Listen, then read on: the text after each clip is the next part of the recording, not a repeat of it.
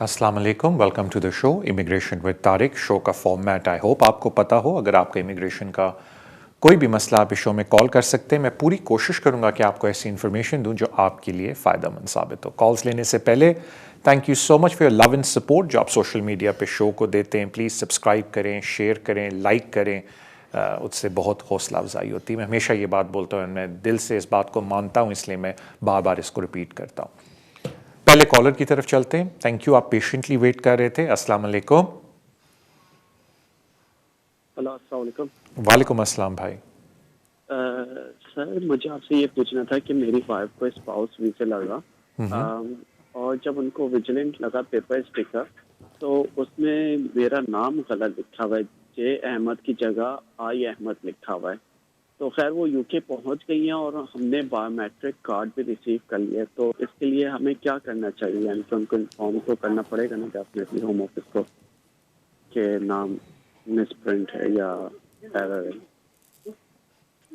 Alright, thank you so much आपकी call का। देखें, मेन पर्पस होता है जो इनिशियल स्टैंप लगती है मंथ वाली कि वो इधर आ जाएं, फिर जारी बात है उनको वो 2.5 साल वाला फिर यहाँ कार्ड इशू होता है।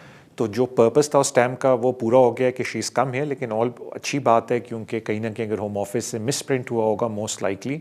लेकिन अच्छी बात है कि अगर आप उनको एक नोटिफिकेशन ईमेल पे दे दें फॉर द पर्पस ऑफ कि आपके रिकॉर्ड्स में होगा कि जी हम इस बात को क्लैरिफाई कर रहे हैं कि ये एक इशू था स्टैम्प के ऊपर। टेक्निकली तो आपको आने से पहले इसको रेस करना चाहिए था, लेकिन अगर उस पर ट्रैवल करके आ गई हैं और अब उनको नया कार्ड भी इशू हो गया तो दिस इज़ समथिंग जो आप होम ऑफिस को एक एडेंडम ईमेल दे के अपने रिकॉर्ड में डाल सकते हैं। उसके अलावा जिस तरह मैंने बोला कि जो पर्पस होता है स्टैम्प का वो होता है कि कोई यूके के अंदर आ जाए, बाद में उनको कार्ड इशू होता है। तो अपने रिकॉर्ड्स के लिए बिल्कुल इसको कर लें। जस्ट कहते हैं ना, better to be safe than sorry. Thank you so much आपकी कॉल का। अगले कॉलर की तरफ चलते हैं। अस्सलाम वालेकुम। अस्सलाम वालेकुम सर। वालेकुम अस्सलाम। सर मैं यूरोपियन हूँ और मैंने ये फ्री स्टेटस अप्लाई किया था, तो उन्होंने मुझे 2024 तक दिया है। तो सर पूछना ये था जब कि मैं यहाँ पे कार्ड अप्लाई कर सकता और उसकी कितनी फीस है सर अगर मैं अप्लाई करूँ? क्योंकि उन्होंने ईमेल पे ये मैंने पेपर निकाला है ना। Alright, thank sir you. एक ये सवाल। दूसरा ये जी सर एक दूसरा सवाल कि एक्सटेंडेड फैमिली जो है वो 31 दिसंबर के बाद अप्लाई हो सकता है या नहीं सर? ऑलराइट, सर ये दो सवाल है। थैंक यू सो मच आपकी कॉल का। और बड़ी इंटरेस्टिंग बात मैं आपको बोलता हूँ कि मैं बल्कि आज ही मोस्ट लाइकली करूँगा क्योंकि मैं आज लाया हूँ जो 6 सबसे कॉमन सवाल हैं मुझसे पूछे जा रहे हैं EU सेटलमेंट स्कीम के बारे में, जिनमें से टॉप 2 वो वाले हैं जो भी आपने मुझसे पूछे हैं, टॉप 3। तो यकीन करें इस शो के बाद एक और वीडियो भी मैं लाने लगा हूँ जिसमें मैं इन सारे टॉप 6 सवालों के जवाब दूंगा, जिनमें से 2 आपके हैं टॉप 3 में। लेकिन मैं आपको बता देता हूँ कि जहाँ तक बात है कार्ड की, बिल्कुल होम ऑफिस आपकी एप्लीकेशन तो फ्री में एक्सेप्ट कर लेता है। लेकिन जब आपको अगर बायोमेट्रिक कार्ड चाहिए, जो कि अक्सर लोगों को चाहिए होता है बिकॉज आपने पाकिस्तान, बांग्लादेश, इंडिया ट्रैवल करना, and rather than taking that piece of paper आप ज़्यादा कंफर्टेबल फील करते हैं कि अगर आपके पास वो बायोमेट्रिक परमिट या कार्ड आप उसको कहना चाहें वो हो। तो उसके लिए ये होता है कि आपको होम ऑफिस की वेबसाइट पर जाके एक एप्लीकेशन डालनी पड़ती है। तो एज सच होम ऑफिस तो उसकी फ़ीस नहीं लेता, लेकिन जो आई थिंक उसकी 75 पाउंड्स है, if I am incorrect I apologies. लेकिन जो मेन फ़ीस है वो चेकिंग सर्विस वाले लेते हैं, यानी कि इन अदर वर्ड्स सोप्रा वाले जो उनके साथ होम ऑफिस का कॉन्ट्रैक्ट हुआ है। क्योंकि आजकल उनकी अपॉइंटमेंट सिर्फ प्रीमियम सेंटर्स में मिल रही हैं, तो वो शायद आपको 200 पाउंड की अपॉइंटमेंट मिले। लेकिन आप एक नॉमिनल सी फ़ी दे के अपना BRP कार्ड अपग्रेड करा सकते हैं। मुझे अभी टॉप ऑफ द हेड याद नहीं कि फ्री में होता है या नॉमिनल फ़ी है, आई थिंक 74 पाउंड्स और समथिंग। लेकिन जो मेन बात है वो ये है कि जो सोप्रा वाले हैं वो ज़्यादा पैसे ले रहे हैं, ऑलमोस्ट 200 पाउंड्स, क्योंकि उनके सिर्फ प्रीमियम सेंटर्स इस वक्त खुले हुए हैं। तो अक्सर लोगों को वो कार्ड की ज़रूरत पड़ती है, तो प्लीज़ वो आप कार्ड की एप्लीकेशन डालें होम ऑफिस की वेबसाइट के थ्रू, क्योंकि वो जो ऑनलाइन आपका स्टेटस कन्फर्मेशन है, क्योंकि लोग ट्रैवल करना चाहते हैं यूरोप से बाहर, तो दे मीन वो आई थिंक इट्स मोर कंफर्टेबल कि वो कार्ड लेके ट्रैवल करें। जहाँ तक बात आती है एक्सटेंडेड फैमिली मेम्बर की, तो अनफॉर्चुनेटली उन्होंने अब एक वो ख़त्म कर दिया वो सारा सिलसिला। उन्होंने सिर्फ एक लिमिटेड 2 उन्होंने एक तरह से एक्सेप्शंस आपको दिए। इन शॉर्ट मीनिंग आप एक्सटेंडेड फैमिली मेम्बर की आप एप्लीकेशन नहीं डाल सकते अनलेस ये 2 एक्सेप्शंस आप पे अप्लाई हों।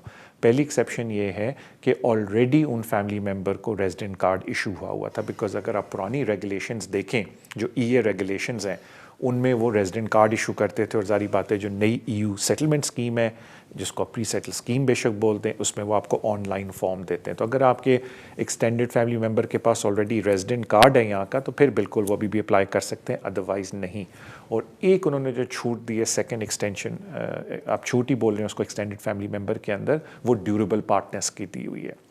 अगर आप होम ऑफिस को ये इस्टेब्लिश कर दें कि आपकी ड्यूरेबल रिलेशनशिप थी प्रायर टू 31 दिसंबर 2020, तो फिर वो आपको ड्यूरेबल रिलेशनशिप के अंदर एप्लीकेशन डालने देंगे। और अगर होम ऑफिस की वेबसाइट को देखें तो वो ये कहते हैं कि हम ड्यूरेबल रिलेशनशिप उसको मानते हैं जो 2 साल से इकट्ठे रह रहे हों प्रायर टू दिसंबर 2020 31 दिसंबर। लेकिन अगर आप EU अपेंडिक्स को देखें तो उन्होंने 2 साल वाला जिक्र नहीं किया, उन्होंने सिर्फ ये बोला कि ड्यूरेबल रिलेशनशिप हो। लेकिन अगर आपकी शादी बाद में होती है 31 दिसंबर के बाद, तो फिर आप अपेंडिक्स FM के अंडर आते हैं, जिसमें फिर आपको फाइनेंशियल रिक्वायरमेंट और सारी चीज़ें उस तरह पूरी करनी है जिस तरह एक ब्रिटिश सिटीज़न या जो यहाँ इंडेफिनिट लीव टू रिमेन के साथ है या जिनके पास रेफ्यूजी स्टेटस है, वो जो यहाँ पूरी करते हैं। तो ये सर आपके सवालों का जवाब है। I wish you all the best. अस्सलाम वालेकुम, अगले कॉलर की तरफ चलते हैं। हेलो हेलो, ये सोलिसिटर साहब से बात करनी जी। दिस इज़ हमारा जो शो है ये सिर्फ इंफॉर्मेशन के लिए है, हम इमिग्रेशन की देते हैं, हम इस पर एडवाइस नहीं दे सकते। बोलें जी, अपना सवाल पूछें। इमिग्रेशन के लिए सवाल तो कर सकते हैं ना? आप सवाल कर सकते हैं, लेकिन प्लीज़ क्लियरली नोट कर लें कि ना इसमें कोई एडवाइस दी जा रही है, सिर्फ इन्फॉर्मेशन आपको दी जा रही है। नहीं, एडवाइस नहीं, सिर्फ इन्फॉर्मेशन चाहिए। हाँ, आपको इन्फॉर्मेशन मिल जाएगी, बोलें। I will try my best. Okay, thank you. जी फरमाएं। हेलो तारिक साहब। जी जी, अपना सवाल पूछ लें और जवाब सुन लें टीवी पे। जी हाँ, मुझे होम ऑफिस ने लीव टू रिमेन गारंटेड किया है 17 दिसंबर को, डिसीजन उनका आया। उसके बाद 22 जनवरी को उन्होंने बायोमेट्रिक लिए। तो मैंने ये पूछना था ये कितना टाइम लगेगा बायोमेट्रिक कार्ड के लिए? बस यही मेरा सवाल था। Thank you very much. मैं बंद करता हूँ, टीवी पे सुना।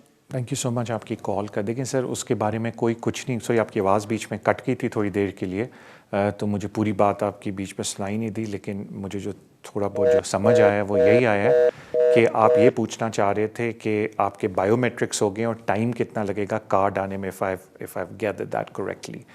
सर, उसमें कोई हार्ड एंड फास्ट रूल नहीं है आजकल कोविड की वजह से, बल्कि इनफैक्ट हर नई एप्लीकेशन के साथ कुछ अरसे बाद वो एक स्टैंडर्ड लेटर भेज रहे हैं जिसमें बोल रहे हैं कि due to COVID significant delays हैं हमारे प्रोसेस के अंदर। So as right now there is no, आप समझ लें कि जी इतने अरसे में आ जाएगा, इतने में नहीं आएगा। बस आप दुआ ये करें कि जल्दी से जल्दी आए। लेकिन अगर आप ख़बरें पढ़ रहे हैं तो 1600, 1400, 1200 लोग मर रहे हैं एवरी डे। अभी शुक्र है last I think was only 600 या 700, तो थोड़ा प्रेशर होम ऑफिस पे कम है, बिकॉज होम ऑफिस सिर्फ इमिग्रेशन का काम नहीं करता और भी करता है। तो you just have to be patient.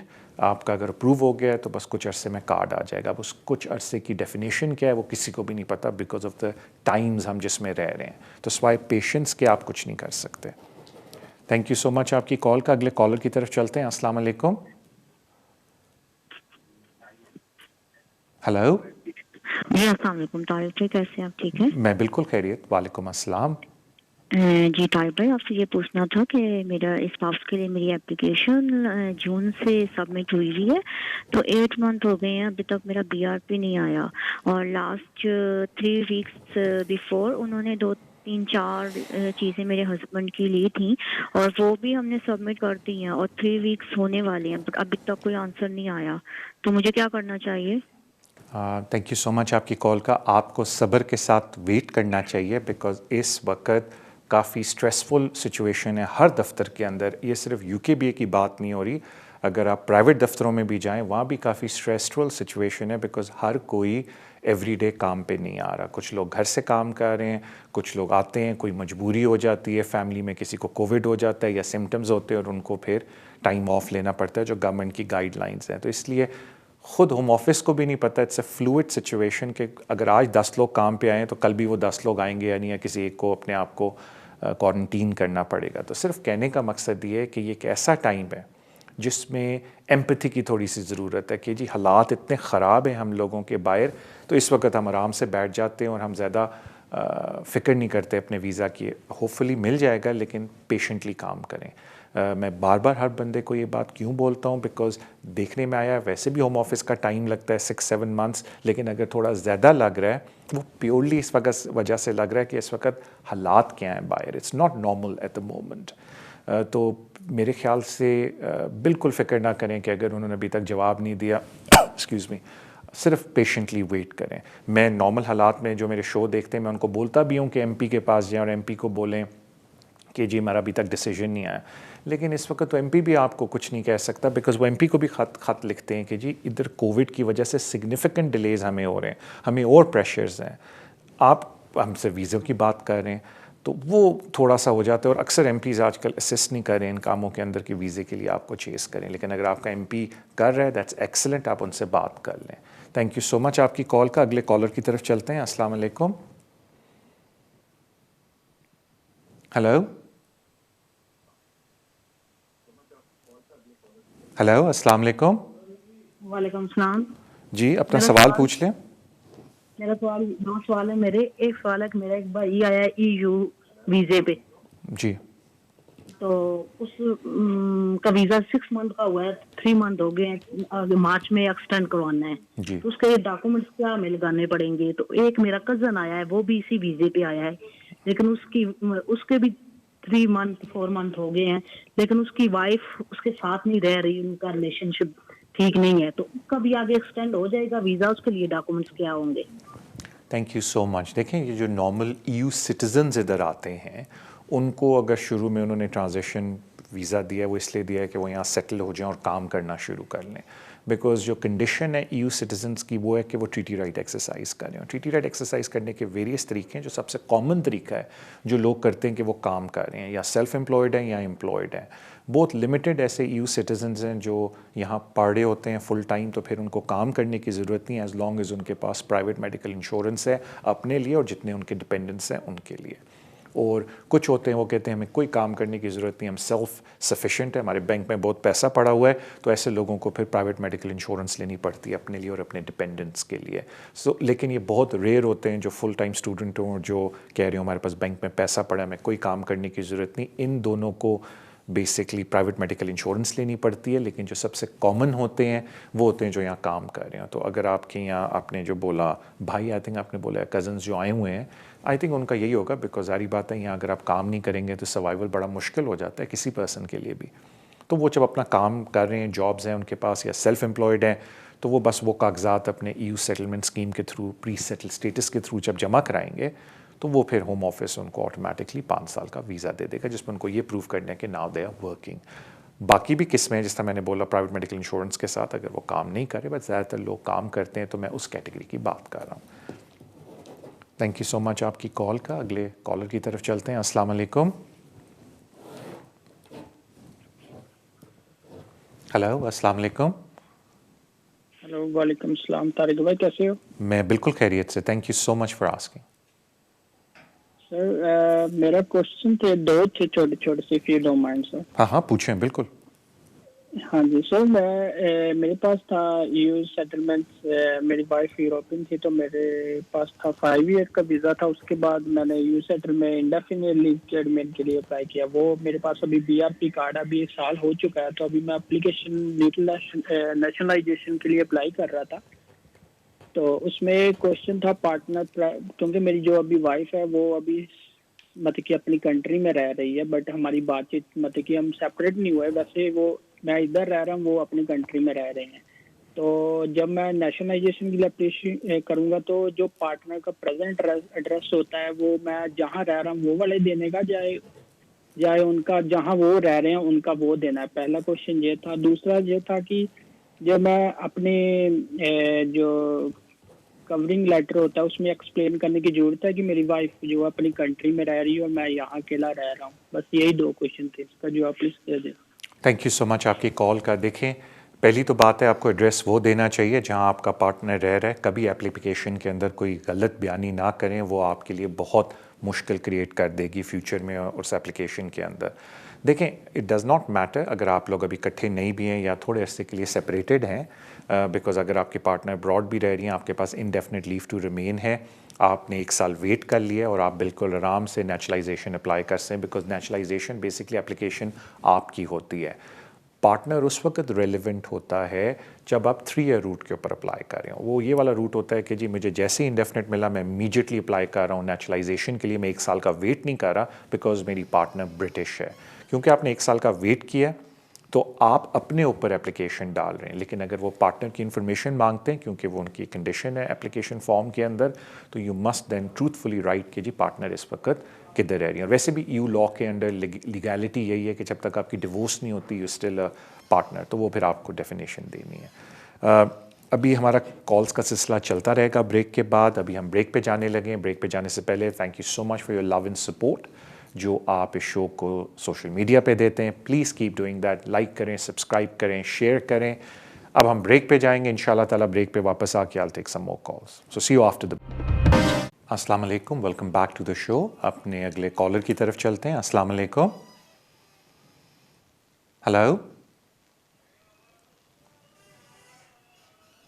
Hello hello, अस्सलाम वालेकुम।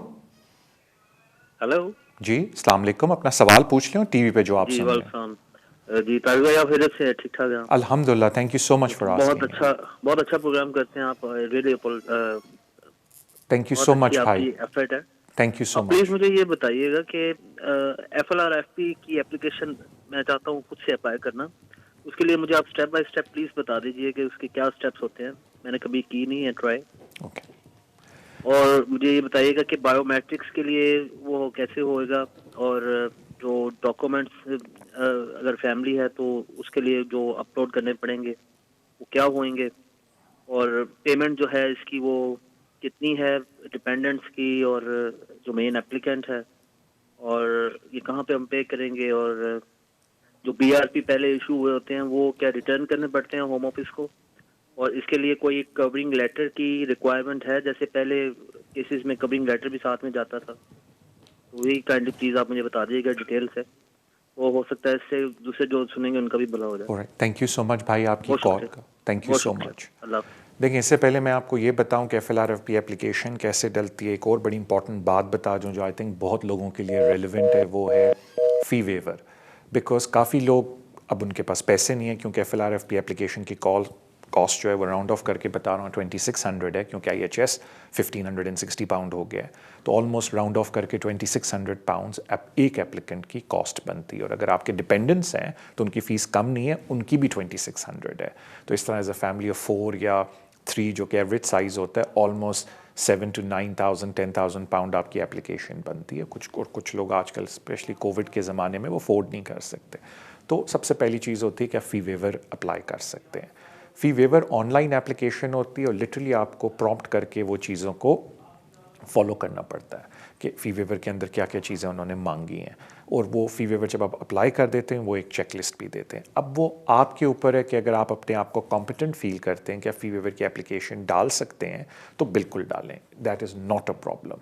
लेकिन अगर आप समझते हैं कि नहीं हमें ये नहीं पता कि फ़ी वेवर की एप्लीकेशन के अंदर हमें क्या क्या करना है, क्या क्या किस तरीके से एप्लीकेशन को प्रेजेंट करना है कि हमें फ़ी वेवर मिले, तो फिर आप किसी कॉम्पिटेंट पर्सन के पास जाएँ जो कि आपकी एप्लीकेशन आपकी असिस्टेंस के साथ डाल सके। अब जब आप किसी कॉम्पिटेंट पर्सन के पास जाते हैं तो प्लीज़ एक बात का ख्याल रखें कि इस बात की कोई गारंटी नहीं है कि आप अगर उनके थ्रू एप्लीकेशन डलवाएंगे तो आपको हर हाल में फ़ी वेवर मिलेगा। लेकिन बात ये होती है कि आपके चांसेस बढ़ जाते हैं फ़ी वेवर हासिल करने के अगर आप किसी कॉम्पिटेंट पर्सन के थ्रू फ़ी वेवर डालते हैं। तो पहली चीज़ तो आ जाती है फ़ी वेवर की। लोग अक्सर मुझे कहते हैं फ़ी वेवर कितना अर्सा पहले डालना चाहिए, तो एटलीस्ट 2 महीने पहले before the expiration of your visa, because fee waiver के डिसीजन में वो तकरीबन 3 to 4 वीक्स लगाते हैं।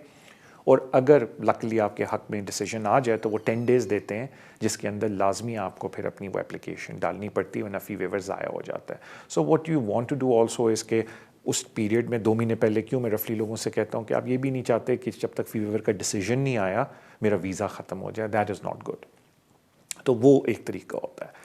फ़ी वेवर की बात मैंने इसलिए बताई क्योंकि बहुत रेलिवेंट है आजकल। फिर आ जाते हैं FLRFP एप्लीकेशन के ऊपर। ये भी ऑनलाइन जमा होती है FLRFP एप्लीकेशन। आप जाते हैं होम ऑफिस की वेबसाइट पे और वो फिर प्रॉम्प्ट होकर आपके पेजेस खुलने शुरू हो जाते हैं और आपने वो सारी चीज़ें बीच में डालनी है। अगर आप भर सकते हैं नॉट अ प्रॉब्लम। अगर आप समझते हैं कि आप कॉम्पिटेंट नहीं हैं या आपको थोड़ा डर लगता है इन चीज़ों को डालने में, भरने में, then go to a competent person जो आपकी असिस्टेंस कर सके। जब एक दफ़ा जब आप ऑनलाइन सारा फॉर्म भर लेते हैं तो ऑटोमेटिकली ऑनलाइन जब फॉर्म जमा होने से पहले वो चले जाते हैं ऑटोमेटिकली उस पेज पे जहाँ आपने फ़ी देनी है। अगर आपको फ़ी वेवर मिला हुआ है तो आपको एक कोड मिला होता है, वो डाल देंगे तो वो फ़ी ऑटोमेटिकली आगे चली जाएगी, वरना आपको ऑनलाइन उस पेज के ऊपर जाके फ़ी देनी है। इन अदर वर्ड्स वो पेज ही आपको ऑनलाइन एप्लीकेशन के अंदर प्रॉम्प्ट करता रहता है, और अगर आप एक खाना नहीं भरेंगे अगला पेज नहीं जाएगा तो ऑटोमेटिकली आप सब कुछ भरते रहते हैं। जब आप फ़ी पे कर देते हैं तो आप फाइनल चेकलिस्ट पेज पे आते हैं जिसमें एक चेकलिस्ट प्रिंट होती है जो अकॉर्डिंग टू आपने क्या क्या भरा है एप्लीकेशन के अंदर, वो एक फ़ाइनल चेकलिस्ट आती है और ये सारे डॉक्यूमेंट्स आपने देने हैं। आप अगर मेरे पुराने शो देख रहे हैं तो मैं उसमें कह चुका हूँ कि मैंडेटरी नहीं है कि चेकलिस्ट की हर चीज़ आप दें अपार्ट फ्रॉम आईडी, वो इंपॉर्टेंट है। जो चीज़ें आप नहीं प्रोवाइड कर सकते उसकी एक्सप्लेनेशन आप दे दें। फिर नीचे एक टैब आता है उसी चेकलिस्ट के साथ, अगेन ये पेज के ऊपर ये सब कुछ, कभी कभी उस टैब पे लिखा होता है बुक एन अपॉइंटमेंट और कभी कभी वो टैब होता ही नहीं है। घबराए नहीं अगर वो टैब नहीं है, इसका सिर्फ ये मतलब है कि आपकी एप्लीकेशन होम ऑफिस डायरेक्टली किसी और मीन्स के थ्रू डील करेगा, जिसमें से नॉर्मली जो मीन होता है कि कुछ अरसे बाद 6, 7, 8, 9 वीक्स के बाद होम ऑफिस आपको एक ईमेल देता है और कहता है इस लिंक के थ्रू अपने डॉक्यूमेंट अपलोड कर दें। अब कई डॉक्यूमेंट जाते नहीं हैं, स्कैन होके अपलोड होते हैं। अगर आपके पास स्कैनर नहीं है तो टेलीफोन से जब डॉक्यूमेंट की तस्वीरें लेते हैं उनके थ्रू भी अपलोड कर सकते हैं। कभी कभी वो लिंक अवेलेबल होता है, वो लिंक आपको सोपरा की वेबसाइट पे लेके चला जाता है जो एक थर्ड पार्टी है होम ऑफिस की, उधर जाके आप अपॉइंटमेंट बुक कर सकते हैं क्योंकि उस दिन आपने फिंगरप्रिंट्स देने सोपरा के उधर जाके ऑफिस में, और सोपरा वाले भी आपसे पैसे लेके आपके डॉक्यूमेंट स्कैन कर देते हैं। अदरवाइज सोपरा की वेबसाइट पे डॉक्यूमेंट अपलोड करने की फंक्शन अवेलेबल है। अक्सर लोग मुझे एक बात बोलते हैं, तारिक भाई हमें सिर्फ जब सोपरा पे जाना होता है तो हमें फिंगरप्रिंट देने होते हैं, अगर होम ऑफिस हमें ईमेल करे तो हमें फिंगरप्रिंट नहीं देने होते। The answer is no, because अगर होम ऑफिस आपको ईमेल करे that means they happy with your fingerprints जो ऑलरेडी उनके पास आपके पिछले वीज़े से पड़े हुए हैं। वो सिर्फ आपको कहते हैं अपने कैमरे से तस्वीरें खींच के हमें भेज दें, फिंगरप्रिंट्स की ज़रूरत ही नहीं है। लेकिन कभी कभी होम ऑफिस बोल भी देता है आपको फिंगरप्रिंट्स करने के लिए, पर majority of the cases no. लेकिन अगर आप सोपरा की वेबसाइट पर जाते हैं तो फिर आपको फिंगरप्रिंट्स देने जाना ही पड़ता है। अगेन डॉक्यूमेंट अपलोड होते हैं और फिर होम ऑफिस अपना डिसीजन देता है। तो ये इन समरी सारे स्टेप्स हैं जिनको आपको फॉलो करना है अपनी एप्लीकेशन डालने के लिए। मेरे ख्याल से यही चीज़ें आपने बोली। हाँ, कवरिंग लेटर आपने मुझे जिक्र किया था। देखिए वो एप्लीकेशन के अंदर भी एक ऑप्शन होती है कि एडिशनल इन्फॉर्मेशन आप क्या देना चाहते हैं। तो अगर आप एक्सटेंशन एप्लीकेशंस डाल रहे हैं तो फिर तो आप उसके अंदर ही सब कुछ मेंशन कर सकते हैं, बिकॉज ऑब्वियसली उनके आपकी सारी इन्फॉर्मेशन इमिग्रेशन की होम ऑफिस के पास पड़ी हुई है। हाँ, अगर आप पहली दफ़ा अप्लाई कर रहे हैं तो फिर इट इज़ ऑलवेज़ अच्छा आइडिया कि कवरिंग लेटर में एक्सप्लेन करें कि किस बेसिस पे आप ये समझ रहे हैं कि आपको वीज़ा पहली दफ़ा मिलना चाहिए अंडर ह्यूमन राइट या फैमिली लाइफ, जो भी आप अपना क्लेम कर रहे हैं, 7 ईयर की बेस पे, क्वालिफाइंग चाइल्ड की बेस पे, इनसमाउंटेबल ऑब्स्टिकल, एक्सेप्शनल सर्कमस्टांसेस, जो भी आप करना चाहते हैं। थैंक यू सो मच आपकी कॉल का। अगले कॉलर की तरफ चलते हैं। अस्सलाम वालेकुम। वालेकुम अस्सलाम। जी भाई, अपना वालेकुम अस्सलाम, अपना सवाल पूछ लें। एक्चुअली भाई मेरे 2 क्वेश्चन था। Is that okay? Yeah, no, you can ask me 3 questions if you want. That's fine. Thank you very much. Thank you. Actually, I am a non-US citizen. My partner, she's a European. I'd like to bring my mother here. So is there any way I can apply with the EU settlement scheme? This is the first question. And the second question, I have a EU settlement status, like a settled status, and it's been past 1 year. I would like to apply for naturalization. And I'm quite afraid because I have so many criminal records.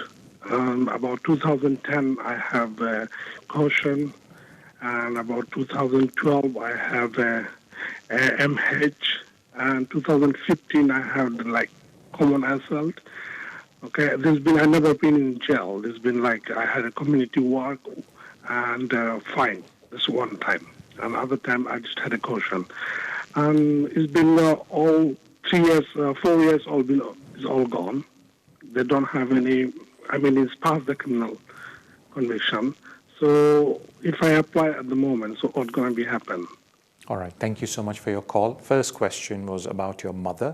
A mother is a close family member, so technically what the Home Office is saying on the website, which you can argue in your application, is that if you're making an application for a close family member and the relationship existed prior to 31st of December 2021, you can still make an application for them till June 2021. So you should argue that point and still make an application for your mother to join you here in the United Kingdom as a close family member. So that's the answer to the first question, and then apply the Home Office's published policy and then see what they say to you. On the second matter, normally when there is a suspended sentence, meaning you haven't been sentenced, and we call them, non-custodial, not suspended sentence, my apologies, non-custodial, sentences, which is just fines and you've been given a community service. Now, normally if 3 years have expired from the event, from the decision of the court, you can make an application for naturalization. However, in the good character requirement, there is another thing they say that we will look at your behavior overall. So we will look at your behavior in a round, and then we will assess where we find your character is good or not. Now, the problem is that naturalization applications are discretionary applications. The decision is with the Secretary of State. If they feel that your conduct in the last few years have been such that they do not think that you merit a citizenship, then of course they're going to say no to you. Now, the problem is with your record is that it's such where you will only find out when you make the application. So I would only say to make the application arguable and stronger if your most recent non-custodial sentence, meaning fine, etc., has been over 3 years. Because if it's been under 3 years, then don't apply. Over 3 years is make as many references as you can provide, covering letters from people of good standing in the society who have known you, and you've done some work for them, and they find you of a good standing, of good character. You can use those letters in your application. But if you're looking for an answer, or this is my case, will I be given a visa? And the answer is nobody can say that to you. I think no competent person and a professional person will turn around and say to you, oh yeah, you'll be given the visa. No, it doesn't work like that. You can only make the case strong, arguable, and then do your best efforts to get a person a visa. Thank you so much आपकी call का. अगले collar की तरफ चलते हैं. अस्सलाम वालेकुम. जी अस्सलाम वालेकुम तारिक भाई. वालेकुम अस्सलाम भाई. तारिक भाई मेरे 2 क्वेश्चन हैं. जी पूछें. तारिक भाई, एक पहला क्वेश्चन तो ये है कि मेरे पास सिटीजनशिप है स्पेन की. सॉरी, किधर की? स्पेन की आपने बोला सर. ओके. स्पेन की. तो मैं अगर सिटीजनशिप यहाँ की अप्लाई करता हूँ यूके की, तो उसके बाद मैं क्या अपनी पाकिस्तानी सिटीजनशिप ले सकता हूँ? जी. और दूसरा क्वेश्चन ये है कि मेरे फैमिली है, डिपेंड करती है मुझ पे, तो उनके लिए क्या काम करना और मनी ट्रांसफर करना और इकट्ठे रहना तीनों जरूरी है, या खाली काम ही जरूरी है, या जो भी आप बेहतर समझते हैं आप मुझे प्लीज बता दें, मैं सुन रहा हूँ. ठीक, थैंक यू सो मच आपकी कॉल का. देखें, जहाँ तक बात आती है, आई थिंक मुझे पाकिस्तानी लॉ का इतना पता नहीं है, तो you may have to check with the Pakistan embassy. लेकिन क्योंकि मेरी अपनी फैमिली में इस तरह के लोगों के पास एक से ज़्यादा नेशनैलिटीज़, आई डोंट थिंक कि पाकिस्तान में कोई कानून है कि आप एक से ज़्यादा नेशनैलिटी रख नहीं सकते. लेकिन प्लीज़ मुझे इसमें कोट ना करें. आप पाकिस्तान एम्बेसी या उनका आइन देख लें, बिकॉज हम लोग तो यूके का मैं लॉ फॉलो करता हूँ, हम लोग इधर यहाँ काम करते हैं, तो मुझे उसका नहीं पता. लेकिन जहाँ तक मेरी नॉलेज है, आई थिंक, प्लीज़ इसको इंफॉर्मेशन ही समझें, क्योंकि मैंने इसको पढ़ा नहीं है. लेकिन I don't think Pakistani government को कोई इशू है कि आपकी और कितनी नेशनैलिटीज़ हैं. अगर किसी ने कुछ और एक्सपीरियंस किया तो मैं माजरत खाऊँ, क्योंकि मुझे इसके बारे में नहीं पता. लेकिन जो मेरी नॉलेज है जहाँ तक, वो ये कि पाकिस्तान गवर्नमेंट को इसमें कोई इशू नहीं है कि आपकी कितनी नेशनैलिटीज़ हैं. फिर हम आ जाते हैं, अब मुझे जो आपके सवाल की समझ आई है, जिसे मैं उसको इस तरह समझाने की कोशिश करता हूँ कि अगर किसी ने आप पे एक्सटेंडेड फैमिली मेम्बर वीज़ा लिया हुआ है 5 साल का, बिकॉज लोग असल में ये पूछना चाहते हैं, I hope this is what you are asking. अब किसी ने अगर आप पे एक्सटेंडेड फैमिली मेम्बर 5 साल का वीज़ा लिया, उन्होंने इस बेस पे लिया हुआ है कि वो ये बोल रहे हैं कि आया वो आपके मेम्बर ऑफ़ हाउस होल्ड हैं या वो आपके डिपेंडेंट हैं. तो अगर वो आपके घर में नहीं रहते, मेम्बर ऑफ़ हाउस होल्ड नहीं है, तो फिर आपको डिपेंडेंसी शो करनी है कि आप उनको पैसे दे रहे हैं. क्लोज़ फैमिली मेम्बर्स पे भी बेसिकली क्लोज फैमिली मेम्बर्स पे इतना वो इशू नहीं करते, या बच्चे जो अंडर 21 हो, एज लॉन्ग एज वो अपनी इंडिपेंडेंट लाइफ ना गुजार रहे हो. So this is where we are. So अगर आपका रेफरेंस था with reference to extended family member, then ज़रूरी है कि अगले 5 साल के अंदर वो या आपके हाउस होल्ड के मेम्बर हों या आप उनको पैसे भिजवाई जा रहे हैं, because that was your condition. अब वो यूके में ही होंगे ऑब्वियसली, बिकॉज तभी उनके पास 5 साल का कार्ड है. क्लोज फैमिली मेम्बर्स पे वो थोड़ा सा रिलैक्सड होते हैं, जिनमें बीवी बच्चे आ जाते हैं, माँ बाप आ जाते हैं और चिल्ड्रन अंडर 21 आ जाते हैं, as long as they not living in independent life. लेकिन एक बात याद रखें कि अगर घर के अंदर नहीं रखेंगे तो फिर कहीं ना कहीं कनेक्शन आपको डिपेंडेंसी का दिखाना पड़ेगा। थैंक यू सो मच आपकी कॉल का। अगले कॉलर की तरफ चलते हैं। अस्सलाम वालेकुम। हेलो जी, अस्सलाम वालेकुम। सर मैं तो अपना सवाल पूछ लें। काफी देर से वेट कर जी। हेलो, अस्सलाम वालेकुम तारिक साहब। वालेकुम अस्सलाम एंड आई एम सॉरी आप काफ़ी देर से वेट कर रहे हैं। और एक और दरख्वास्त है आपसे और माजरत है कि आपका सवाल सुन के मुझे बताया जाता है हमारा ब्रेक का टाइम है, ब्रेक पे वापस आके सबसे पहले मैं आपके सवाल का जवाब दूँगा। ठीक है सर, अपना सवाल पूछ लें। मैं वेट कर रहा हूँ। अच्छा, सवाल ये तारिक साहब, मैं ILR पे हूँ और मैं अभी 3-4 महीने पहले मुझे ILR मिला है, तो 3 बच्चे भी हैं मेरे साथ, तो मैं अभी सारे बेनिफिट क्लेम करूँ, यूनिवर्सल क्रेडिट, हाउसिंग बेनिफिट। तो मेरा सवाल ये था कि क्या ये मेरी सिटीजनशिप को इफेक्ट करे जब मैं अप्लाई करूँगा अपने पासपोर्ट? बस यही सवाल है। Alright, thank you so much आपकी कॉल का। मुझे बताया जाता है कि अब हमारा ब्रेक का टाइम हुआ है। ब्रेक पे वापस आके सबसे पहले मैं आपके सवाल का जवाब दूंगा, then will take some more calls अपने आखिरी सेशन के अंदर। सो इंशाल्लाह ताला see you after the break. अस्सलाम वालेकुम, welcome back to the show immigration with Tariq. अपने अगले कॉलर की तरफ चलते हैं। अस्सलाम वालेकुम। ओह सॉरी, कॉल लेने से पहले माय अपॉलॉजीज़, जिनकी कॉल आई थी उन्होंने कहा है कि अगर मैं बेनिफिट ले रहा हूँ तो क्या मेरी नेशनैलिटी की एप्लीकेशन पे कोई फ़र्क पड़ेगा। उसका जवाब ये है कि अगर आपकी इंटाइटलमेंट है उन बेनिफिट्स की तो आपकी नेशनैलिटी की एप्लीकेशन पे कोई फ़र्क उसके ऊपर नहीं पड़ेगा। थैंक यू सो मच आपके सवालों का, आपके सवाल का रादर। अपने अगले कॉलर की तरफ चलते हैं। अस्सलाम वालेकुम। जी अस्सलाम वालेकुम तारिक भाई। वालेकुम अस्सलाम भाई। तारिक भाई, मैंने आज आपसे सवाल तो कोई नहीं करना है, लेकिन अभी आपने एक कॉलर को जवाब दिया था तो मैंने बोला शायद मेरे साथ एक्सपीरियंस हुआ तो मैं आपसे शेयर कर लूं। जी जी। पाकिस्तान पे भी जो है कुछ कंट्रीज के साथ उसका मुआहदा है जिस पे वो डुअल नेशनलिटी कबूल करता है। जी जी। और बाज़ की जो कंट्रीज हैं उनके साथ नहीं है। जैसे फॉर एग्जांपल इफ आप टर्की के लिए हम अप्लाई करें जी जी नेशनलिटी, तो फिर उसको पाकिस्तानी नेशनलिटी ड्रॉप करनी पड़ेगी। तब वो टर्किश नेशनलिटी अप्लाई कर सकता है डुअल में। तो बस मैंने थोड़ी सी ये टर्की की रिक्वायरमेंट है या पाकिस्तान की? आई थिंक ये टर्की की रिक्वायरमेंट है। ये नहीं, टर्की की requirement. I think Turkish requirement ये है कि आपकी कोई और नेशनैलिटी नहीं होनी चाहिए अगर हम आपको नेशनैलिटी दे रहे हैं। जी, पाकिस्तानी जो है, पाकिस्तान की रिक्वायरमेंट है कि अगर आपकी टर्की के साथ नेशनलिटी है तो फिर वो पाकिस्तानी आपको ड्रॉप करनी पड़ेगी। Thank you so much sir आपकी कॉल का, and thank you so much for the information. जैसा मैंने आपको बोला कि हम लोग पाकिस्तानी नेशनैलिटी के अंदर डील नहीं करते, तो आपने बड़ा अच्छा किया कि आपने ये शेयर किया। और मैं लोगों से ही रिक्वेस्ट करूँगा कि अगर कोई भी ऐसा इशू है तो पाकिस्तान एम्बेसी से जाके आप बात कर लें टेलीफोन के ऊपर, एंड आई एम होपफुल वो बहुत हेल्पफुल होंगे, वो आपको जवाब दे देंगे। थैंक यू सो मच आपके कॉल का sir, and thank you so much कि आपने शेयर की इन्फॉर्मेशन। अगले कॉलर की तरफ चलते हैं। अस्सलाम वालेकुम। Hello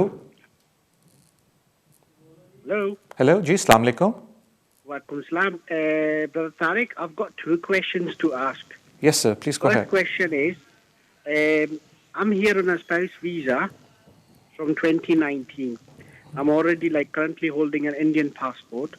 So what I wanted to know, while I'm holding Indian passport and residency for UK, I have a residency permit for UAE, which is Dubai. I was working before in Dubai from 2017, so I continued my residency there.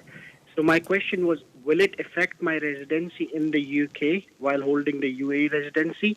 Second question is, my visa, which I got a spouse visa in 2019, it will come up for renewal in March 2023. 2022. So for that, is it must for me to provide them with the council tax, or I can use some other documentation in terms of instead of giving a council tax bill? All right, thank you so much. The first question is whether the permit in UAE will affect your residency in the UK. I mean, I don't know what is the application of that question, because if you're living in the UK at the moment, it does not matter what other stamps you have, because as far as the UK government is concerned, you're living here and you are most probably working here, so they're not concerned with what are the stamps you have if you want to go for a visit, or you used to have a residency stamp in the UAE. It doesn't affect them. Yes, because at the end of the day, remember, the aim is that after 5 years, you're going to make a settlement application. Now, when you make a settlement application after 5 years, one of the main requirements, or you can call the qualifying requirement in this, apart from financial requirement, we're talking in terms of you living in the UK, is that you have continuously lived there for 5 years. Now, what the Home Office says is on their immigration rules and on the guidelines is that if you've been away from the country for more than 6 months, then your continuous residence is broken. So when they're looking at your settlement application after 5 years, 60 months of living here, they want to make sure you have been continuously living here, meaning you have not left the country at any one period for more than 180 days, because then they say your continuous residence is broken. Of course, there are exceptions, but this is what they're looking at. So if you've been working here, you are resident here, it does not matter if you used to carry a EU permit, because you could tell them you've been living here, so it does not affect your extension application unless you've been living for more than 6 months abroad. Now, in terms of your application when you make for the extension, yes, one of the requirements for an extension application is that you have to prove that you have cohabited with your spouse for 2 years in a relationship, meaning you've lived together, and this is what they expect to see. I mean, it's not mandatory you've lived together. I'm from a practical experience, I've seen spouses where 2 spouses are living in different locations purely because of their jobs, and that's different. But it doesn't matter if you don't have a council tax. There are ample other evidence you can provide to prove that you've been living together with your spouse for 2 years. And like I said, the living together is not a mandatory requirement, but this is what they expect to see. So that's where we are. So yes, if you don't have council tax, there would be other documents you could substitute for council tax. I would say that nowadays the Home Office is taking a very pragmatic approach on these things, because, and I think I briefly discussed this I think a couple of weeks back on one of my shows, which I mentioned that if you follow by word what's written, word by word what's written in the checklist, then you would see there's so many documents in today's day and age. It's not possible to provide all those documents. A lot of people now don't have 3-4 utility suppliers. They go to one supplier and there's one bill that comes in. Everybody is doing online banking right now. So things have moved on, and I think the Home Office needs to educate themselves, hopefully, and upgrade their checklist, because not a lot of people have the same 6 different means of producing where they live. I mean, I'm a British citizen. If you ask me, do I have 6 different means of proving where I live? I think even I will struggle because I don't think, if I count, I have 6 different utility bills where my name is written on them. But there we are. So nothing to panic. Just take a very pragmatic approach, and then whatever you can provide. And like I mentioned to everyone, if you've not picked up the show earlier, that any documentary evidence you cannot provide on the checklist, give an explanation. The mandatory document they like to see on the checklist is obviously your IDs and your BRP. That is the mandatory documents. And of course, if you're applying for a settlement visa, then of course the mandatory document is also your financial requirements. So those things are more mandatory than living together. Of course, it's mandatory because that's part of the application, but then you can provide substitute documents to prove that, but not for example, something like meeting the financial requirement. They would like to see you produce the 6 months bank statement because it's a requirement by law. Thank you so much for your call. अगले collar की तरफ चलते हैं. अस्सलाम वालेकुम. अस्सलाम वालेकुम. जी वालेकुम अस्सलाम.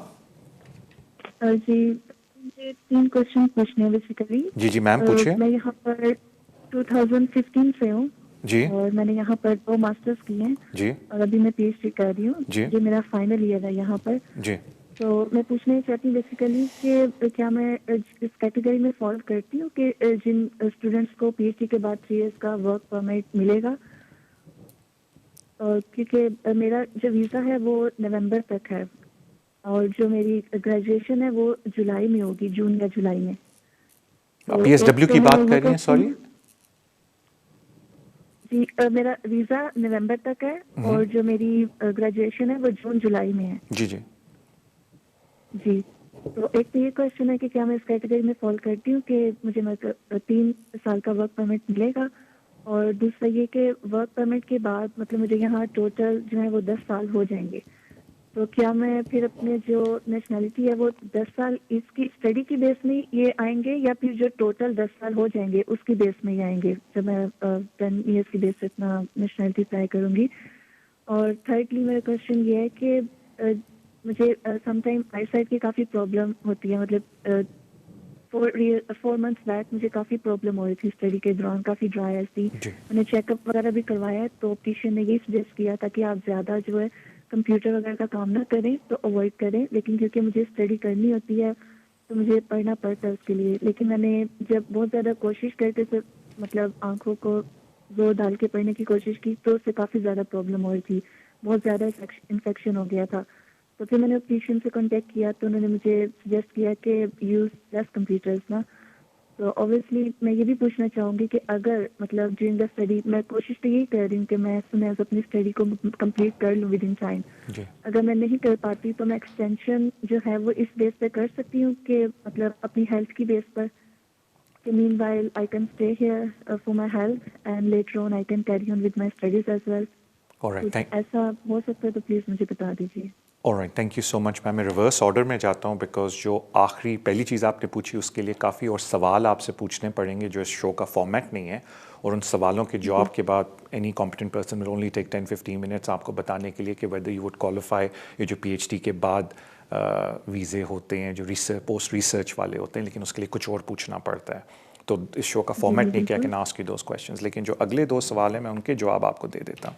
देखें, जहाँ तक बात आती है, इससे पहले कि हम कोई भी ऐसी एप्लीकेशन डालें आउटसाइड ऑफ स्टूडेंट रूट, मैं आपको एक अर्ज़ कर देता हूँ कि जब आप स्टूडेंट के लिए अप्लाई करते हैं तो ज़ाहिर बात है द होल आपके वीज़े का प्रेमिस ये होता है कि आप पढ़ेंगे इस यूनिवर्सिटी वालों के साथ और वही आपको स्पॉन्सरशिप देते हैं। और अगर किसी वजह से आप उनके साथ पढ़ाई पूरी नहीं कर सकते या वो जो मैंडेटरी आवर्स हैं वो कुछ एक्सेप्शंस पे थोड़ा वो आपको गैप दे देते हैं कि कुछ अरसे आप मेडिकल रीज़न पे बेशक ना पढ़ने आए 3 मंथ्स 4 मंथ्स, लेकिन कुछ अरसे बाद फिर वो कहते हैं कि ठीक है हम अपना कैश आपसे विड्रॉ करते हैं, अब आप अपने ऊपर हैं, हम आपको यही बोलेंगे कि अपनी होम कंट्री जाएं, जब आपकी तबीयत ठीक हो जाए आप वापस आएँ और हम आप कंटिन्यू कर सकते हैं स्टडी के साथ। अब अगर कोई शख्स उस चीज़ से बाहर आके कहता है कि भाई मैंने ह्यूमन राइट्स के ऊपर एप्लीकेशन डालनी on the basis of my medical condition, तो मैं सिर्फ इतना अर्ज़ करूँगा कि जो इटसेल्फ मेडिकल की एप्लीकेशन है कि मेडिकल ग्राउंड्स के ऊपर वो बहुत हाई थ्रेशोल्ड है। हाँ, एक्सेप्शनल सर्कमस्टांसेस के अंदर वन कुड आर्ग्यू कि जी ये पॉइंट आता है, लेकिन एक्सेप्शन सर्कमस्टांसेस का भी थ्रेशोल्ड बड़ा हाई है। उसमें काफ़ी चीज़ें पूछनी पड़ती हैं बिफोर वन कुड असेस कि एक्सेप्शनल सर्कमस्टांसेस में व्हाट इज़ द प्रोबेबिलिटी कि आपकी एप्लीकेशन कामयाब होगी।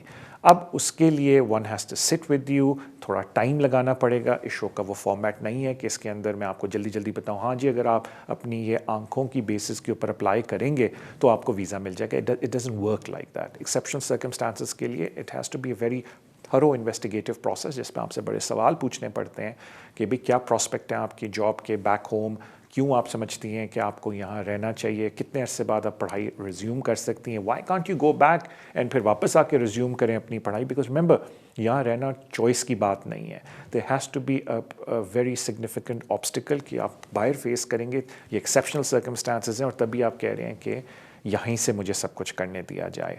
तो वो एक ऐसी एक्सरसाइज है, it's a fact finding exercise जो कि शो के अंदर नहीं हो सकती, but you need to go to very competent person जो इसके ऊपर आपसे बात कर सके। जो सेकंड सवाल था आपका, ये तो बिल्कुल दुरुस्त है कि देखें जब आप लॉन्ग रेजिडेंस की एप्लीकेशन डालते हैं, डजेंट मैटर कि जो आपकी लीव्स हैं वो कॉम्बिनेशन ऑफ कितनी लीव्स हों। कुछ लोग अक्सर मैं देखें वो स्टूडेंट पुराने वाले PSW then back to student, कुछ बीच में स्पाउस रूट पे आ जाते हैं, then they complete their 10 years.